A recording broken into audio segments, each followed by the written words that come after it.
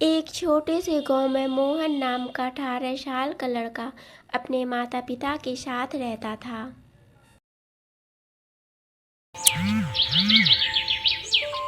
उसके पिता को एक छोटी सी गाड़ी थी जिस पर वह चिकन लॉलीपॉप बनाकर बेचते थे। सुबह और शाम खाने वालों की भीड़ लगी रहती। चिकन लॉलीपॉप में अच्छे से नमक और मिर्च मिलाकर देते। माँ घर का काम और बच्चों को संभालती। मोहन के पढ़ाई का सपना एक सीमित आमदनी के बीच तैरता एक दीपक था। मोहन का सपना था एक बड़ा सरकारी इंजीनियर बनना, लेकिन हालात उसके रास्ते दीवार बनकर खड़े थे। रोज सुबह अखबार बांटता, फिर कॉलेज जाता। दोपहर में बच्चों को ट्यूशन पढ़ाता। रात में पढ़ाई करता, फिर सो जाता। उसकी जिंदगी बहुत ही कठिनाइयों से बीत रही थी। एक दिन उसकी जिंदगी ने और भी कठोर मोड़ ले लिया। उसके पिता की अचानक से तबीयत खराब हो गई। घर में आमदनी का एकमात्र साधन भी खत्म हो गया। अब मोहन को अखबार के साथ साथ गाड़ी पर गांव के स्टेशन के पास चिकन लॉलीपॉप भी बनाकर बेचना पड़ा ताकि घर का राशन चल सके। उसका दोस्त अमन बोला, भाई अब छोड़ दे सरकारी इंजीनियर बनने का सपना। इतना बोझ लेकर कौन पढ़ाई करता है। मोहन चुप रहा, लेकिन भीतर से पूरी तरह टूट चुका था। अगले दिन बिना किसी से कुछ कहे पास के पहाड़ी के मंदिर के पास पैदल चला गया। वहां मंदिर के पीछे एक बुद्ध महात्मा अकेले बैठे थे। शांत चेहरा, झुकी नजर और आंखों में गहराई। मोहन उनके पास जाकर बैठा और अचानक जोर जोर से रोने लगा। मैं थक गया हूँ बाबा, कितना और सहूँ। मेहनत करता हूँ पर हालात और भी ज़्यादा बुरे हो जाते हैं।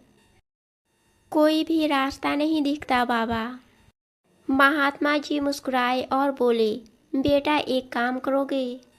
बेटा मेरे लिए? मोहन ने आंखों के आंसू पोंछते हुए कहा। हाँ बाबा, मोहन बोला।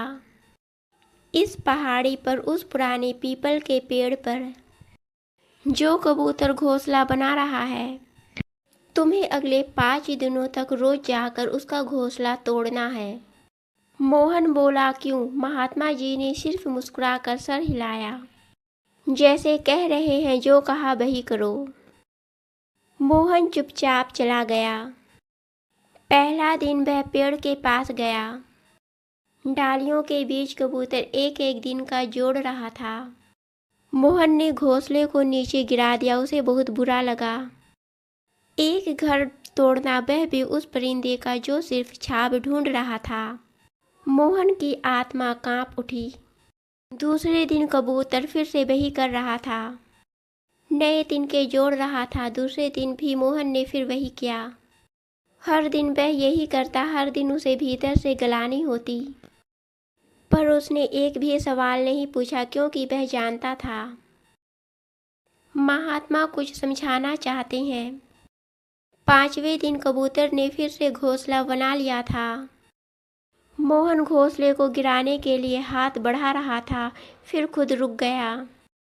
वापस महात्मा के पास आया और बोला, बाबा मैं कुछ समझ नहीं पा रहा हूँ। मैं रोज उसका घर तोड़ता रहा, पर वह रोज फिर से बनाने लगता है। मुझे हर रोज बुरा लगता था, लेकिन फिर भी मैंने किया क्योंकि आपने कहा। अब बताइए इसका मतलब क्या है? महात्मा जी ने गहरी सांस ली और बोले, यही है मेरी पहली सीख। लगातार मेहनत का मतलब सिर्फ काम करना नहीं होता।